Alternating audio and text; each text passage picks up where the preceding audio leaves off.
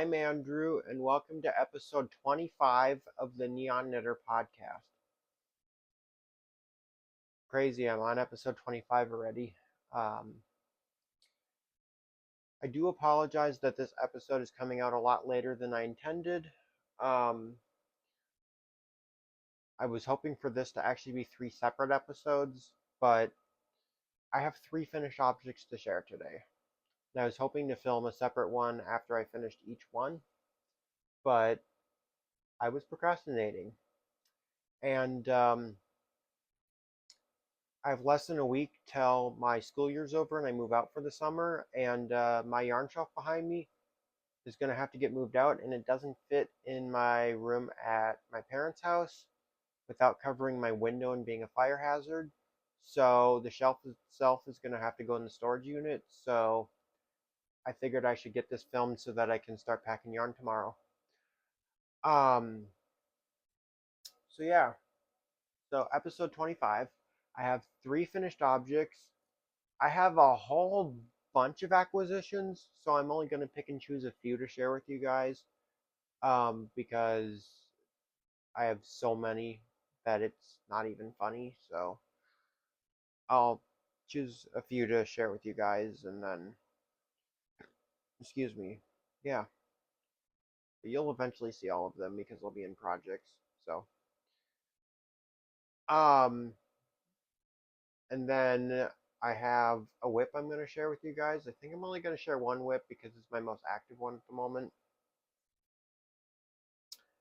But yeah, so I'm going to start with the elephant in the room, which is my first finished object, which if you watched my Shepherd's Harvest video that I posted a couple days ago, you will have seen a sneak preview of this, because this is yarn that I bought at Shepherd's Harvest 2 years ago.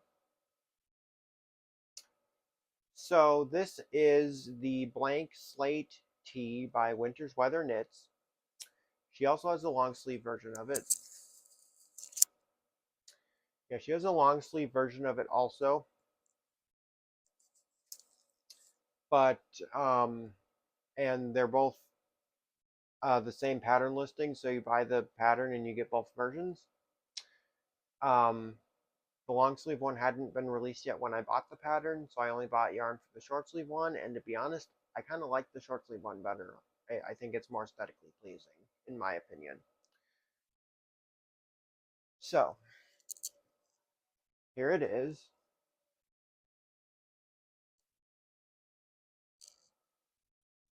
And the back is plain. It doesn't have the back is plain. It doesn't have the intarsia.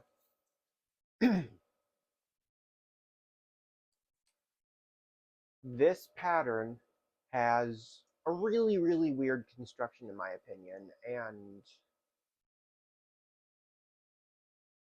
I just, I don't know. I'll talk about it in just a second, but I wanted to also say that I know I've been kind of lacking on the outfit of the day videos lately, um, but that has to do with me. Lately, I've been wearing my newly finished objects, and I will not show them off in outfit of the day videos until I've shown them off on the podcast. I made that rule for myself that you guys have to see it on the podcast before I'll show it off on an outfit of the day video. And if it's an item that's not been shown off on the podcast and I show it on the outfit of the day video, it's probably because it's an item I made before I started doing my podcast. But yeah, the really weird construction of this, you cast on the back stitches, and then you do what would effectively be the short rows, and then you join in the round, or you cast on a few stitches, you join in the round, and when you're doing the short rows, you do also create these eyelets on the shoulders. Um, you cast on some stitches, you join in the round, you knit a round. Then after you knit that round, you put all the back stitches on a holder, and you do the front. And then once the front is done, then you do the back. And then once the back is done, Then you pick up stitches for the sleeves, and you knit the sleeves, they're already attached. And then the pattern says to add the neck and then just sew the side seams. I sewed my side seams first, it doesn't matter. I was just sewing my side seams when I had the ability to ask someone how to do one particular thing. But then you sew your side seams and you add the neck. It's a super weird construction that I'm not used to, and personally I didn't enjoy doing. So this wasn't my favorite piece to actually make, but I love wearing it. Now one of my arms is a little tight, the right one specifically, but I did block this and that helped a ton. So anyways, like I said, this is yarn I bought at Shepherd's Harvest in 2024. Sorry, my neck itches. Um, so the red yarn is from Brown Sheep. So there's a vendor at Shepherd's Harvest every year, Love You by Gary Kay, and they just sell a lot of it is Brown Sheep, but they do have a little bit of some other brands, and they just sell it at a really good deal. And so this is Brown Sheep Lamb's Pride Superwash Sport in the color Shane's Red. And then the variegated one is from Gnome Schoolhouse. It was a one of a kind. Um, Sport weight. The whole thing's based off the variegated yarn. And here, I'll come up here so you can see it better. Um, but yeah, this is a one of a kind skein. Didn't have a particular name, but I think it had Teeswater wool, and then it had some silk. Yeah, so, and it was their Dakota Spun Sport from Gnome Schoolhouse. And like I said, it was a one of a kind skein. So, yeah, I absolutely love this. And when I showed it off at Shepherd's Harvest to the lady I bought it from at Gnome Schoolhouse, she was so happy to see it. She was super giddy about it. It was so fun. I love seeing people's reactions to things I've made out of their yarn. It's so fun. And of course, I showed the person I bought the red yarn from, and she was super happy to see how it turned out also. So that is my first finished object, the Blank Slate Tee by Winter's Weather Knits. Okay, so my second finished object is the Overalls Dress by Tiva Durham. Before I show you, I'll tell you about the yarn I used. I made this using a yarn that I got at Goodwill when I worked there last summer. I had my employee discount, and we had 5 skeins of this really pretty color. It was this 1950s acrylic. It was by a company called Quaker Yarns, and it was their Sail Windtuck yarn. We had 5 skeins of the lilac colorway, which I thought was really pretty. The shirt I'm wearing under it, I also thrifted, and then I bought the overall hardware at um, the stashery at the textile center. And in case you guys are wondering about the stashery, I do have a tour of it on my channel. And when I say I also thrifted the shirt, I got that also at Goodwill, specifically to go with this outfit. And then I made my necklace out of some lilac and some white beads that I got at Hobby Lobby. But this is the Overalls Dress by Tiva Durham, and I'm really happy with it. It even has this pocket detailing, and I did really good job sewing the side seams. I couldn't get the bottom to not curl, so that's just going to be a design feature. And I'm honestly, people are saying that it's really cute, so with the curl on the bottom. But yeah, I'll pop on the screen. I filmed a little footage of me spinning around out in the hallway where I can fit it all on frame. So yeah, I will put that on the screen for you guys. Um, but yeah, I did it out in the hall where I usually do my outfit of the day videos. So yeah, so that is my second finished object. I am super proud of it. It took me a few months to do. It's my very first dress I've ever knit. There will be more dresses in the future. Um, Stay tuned. They're probably not in the near future, but in the future because I have some patterns picked out. So yeah, super happy with this one. I think the shirt goes perfect with it. Uh, yeah, so I really, really like this one, and I haven't done the photo shoot with it yet because my eye doctor appointment's not till the end of June, and um, there is a purple pair of glasses I have picked out that I want, some purple cat eyes, and so I refuse to do the photo shoot until I have the purple glasses because technically the outfit's not complete until then. Also, the reason I knit this one I did is because I'm going to be wearing this to Pride Fest this year, to Twin Cities Pride in Minneapolis at Loring Park.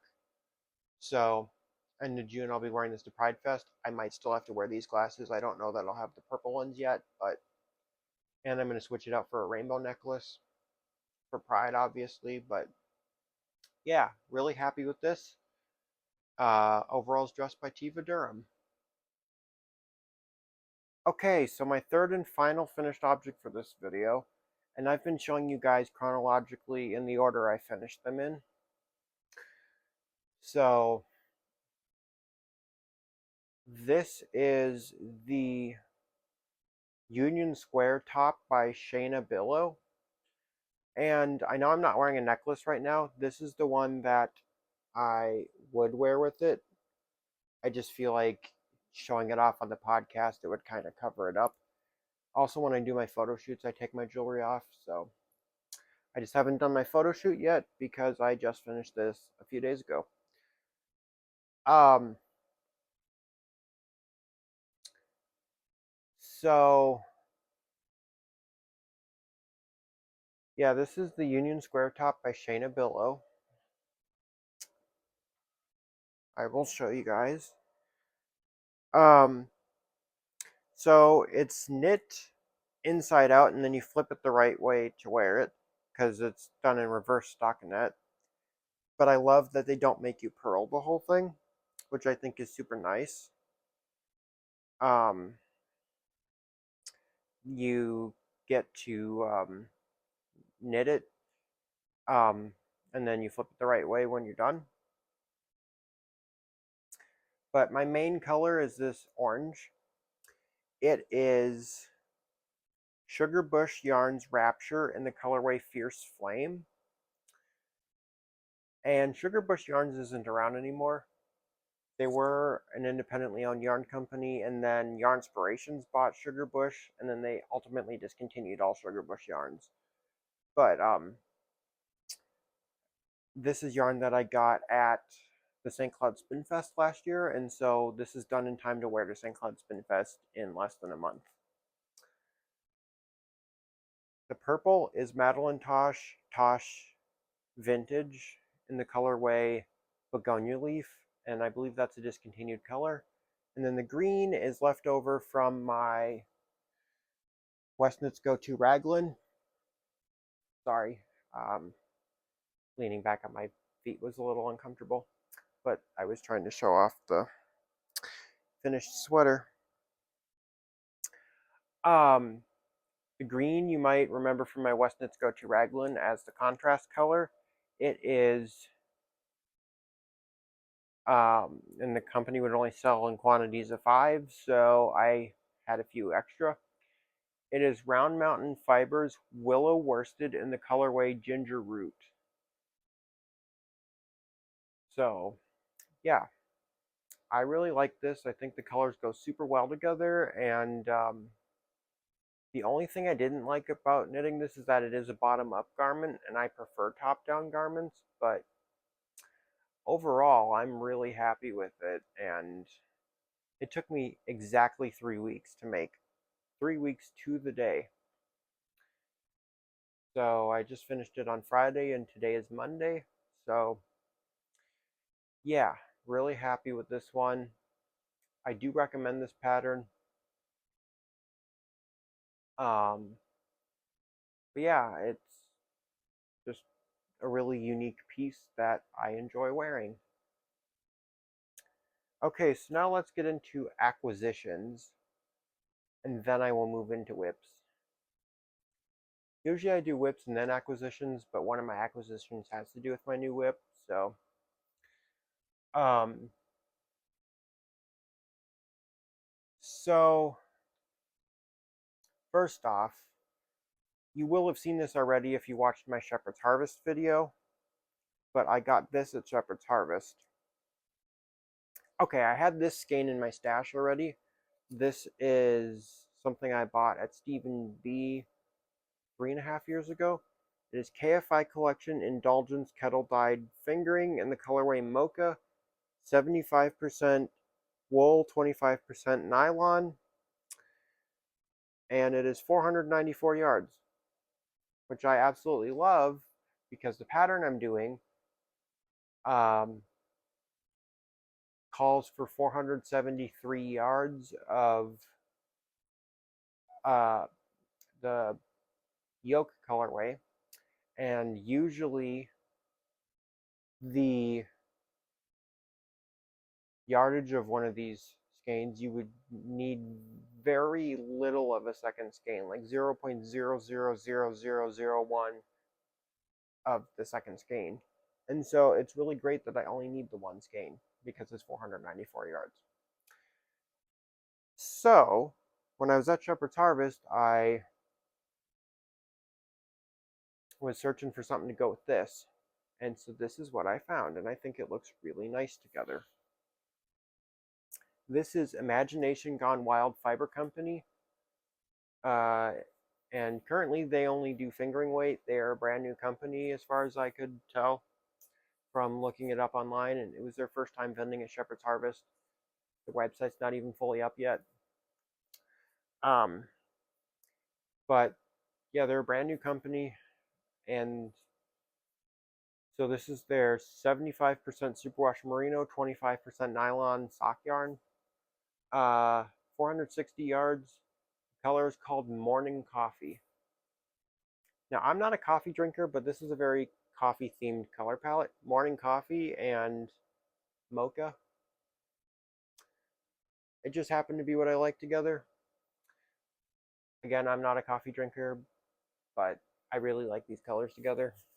And I'm going to be making the Fluens tee, and I'm not even going to try to butcher the designer's name. It'll be on the screen.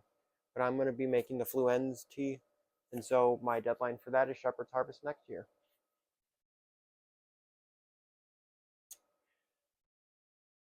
And then the only other acquisition I'm going to share with you, just because I have like 8 million acquisitions since I've filmed last,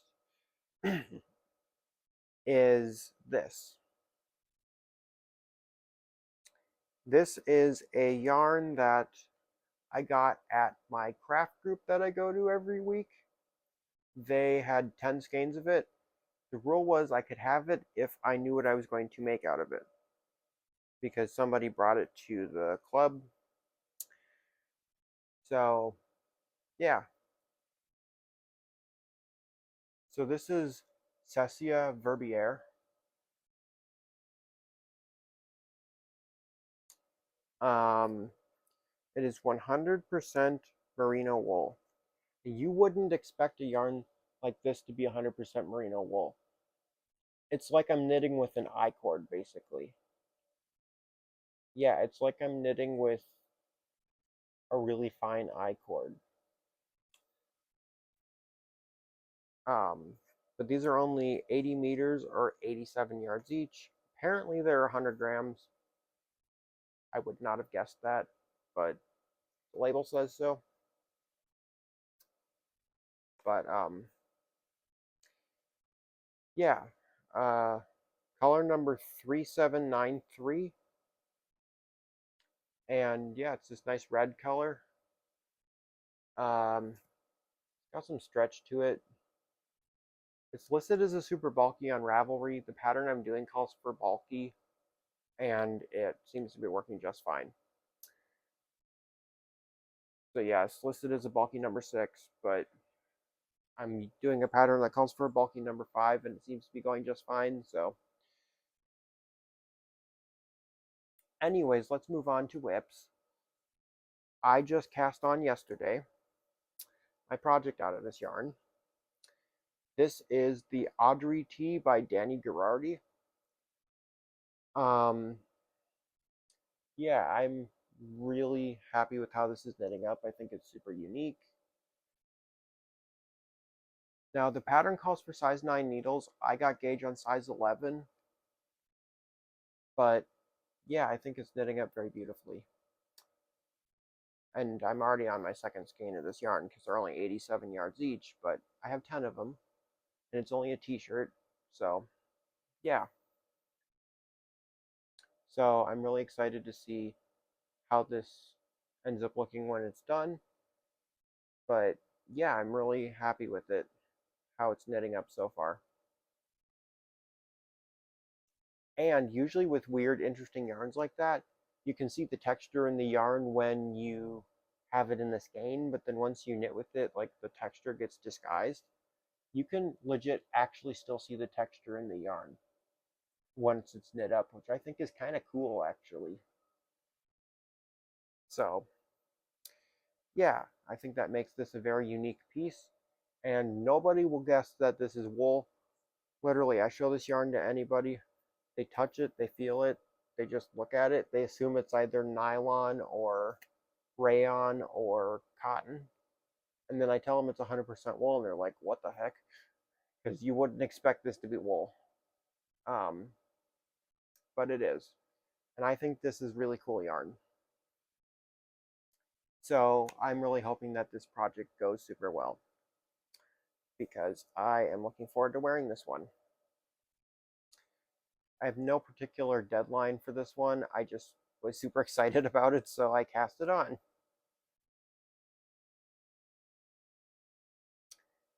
So yeah, and I only just cast on yesterday, and I'm already this far, so I think that it's going pretty quickly.